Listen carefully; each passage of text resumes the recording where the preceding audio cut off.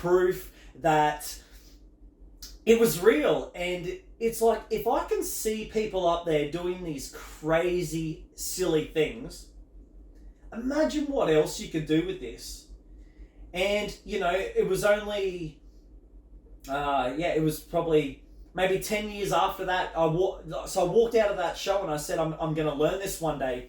And for all those years, I did absolutely nothing. And it got to a point where, I was so miserable, so unhappy in my own life. I hated my job.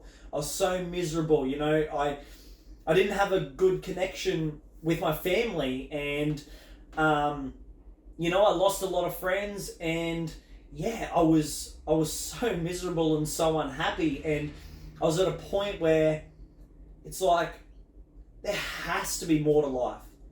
There has to be. You can't just wake up every day feeling miserable, depressed, suicidal, go to work, come home, cry, smoke cigarettes, and just live. That is not a life. And I see so many people stuck in that. And I got to the point where I said, you know what, enough's enough. I've got to make a change and I've got to do it now. And I was scrolling Facebook one day and I saw an ad for Stop Smoking Hypnosis. And I went along, paid the money, and I walked out of there a non-smoker. And the feeling that created, it's amazing to know that you've made a change, you've made a difference, you've started taking the steps to improve your life and to be the difference that you wanted. Because there's no point continuing doing shit day in, day out that doesn't make you happy or doesn't make you feel good.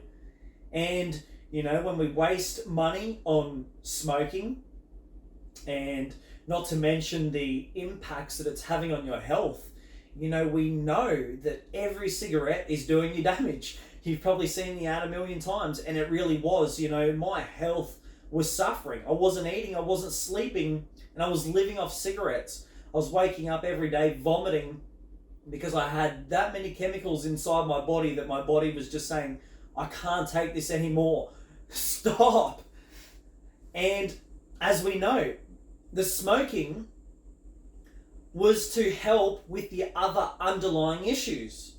So when you deal with those other underlying issues, and this is for people that, want to go on a weight loss journey, people that want to get off drugs, for people that want to stop smoking, when you deal with those underlying issues, that's when you can let go of that need or that desire for whatever that thing is. Because, as I said already, our mind has two goals. One's to keep us happy and one is to keep us safe. And every behavior that we do, whether it's positive or negative, it's serving an intention.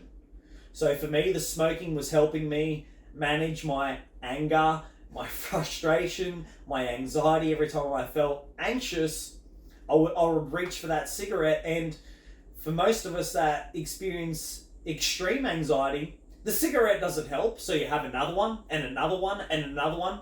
And that feeling, your heart racing and that energy pumping around your body just gets stronger and stronger and stronger. And when we smoke, it adds to that because it spasms, clogs and restricts your arteries, the blood flow and the oxygen going around your body, which increases your heart rate, which increases stress.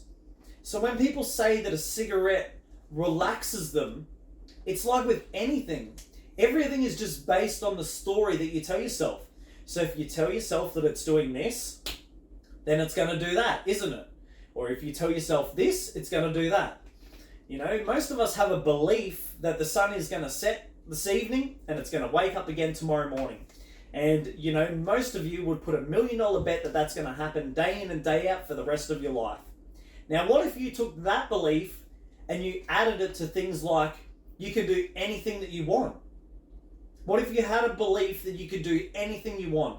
If you had a magic wand right now and you can make any problem disappear in your life, what is it that you would do?